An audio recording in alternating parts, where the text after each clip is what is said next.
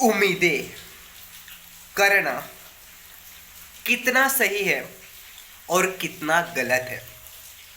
सबसे पहली बात तो अच्छी तरह से समझिए कि उम्मीद यानी कि एक्सपेक्टेशन, अगर आप किसी से उम्मीद करते हो तो आपको कितना करना चाहिए या फिर कितना नहीं करना चाहिए।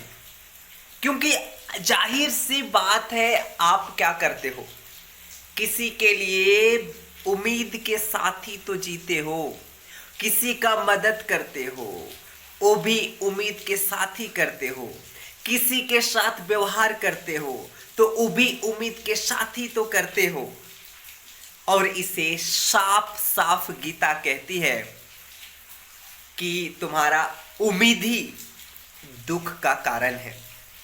यानी कि तुम जैसा उम्मीद करोगे तो तुम अपनी जो तुम्हारा पर्सनालिटी है उसके हिसाब से ही तो सामने वाला के साथ उम्मीद करोगे।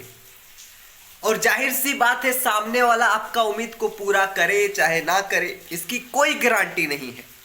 क्योंकि सामने वाला का व्यक्तित्व, सामने वाला का व्यवहार, सामने वाला का पालन पोषण, सामने वाला का माहौल तुमसे बिल्कुल डिफरेंट है। तो जाहिर सी बात है कि एज इट इज आप जैसे उम्मीद करके बैठे हो वैसे सामने वाला पूरा करेगा कि नहीं करेगा इसकी कोई गारंटी नहीं है। इसी वजह से कहा जाता है कि उम्मीद ही दुख का कारण है। इसीलिए की बात है कि हम एक समाज के बीच में रहते हैं, परिवार के बीच में रहते हैं, है ना, दोस्तों के बीच में रहते हैं, या फिर कहीं पे मैं कहीं पे काम कर रहा हूं, कहीं पे कोई कुछ कर रहा हूं, वहां पे कुछ ना कुछ तो उम्मीदें होगी ना।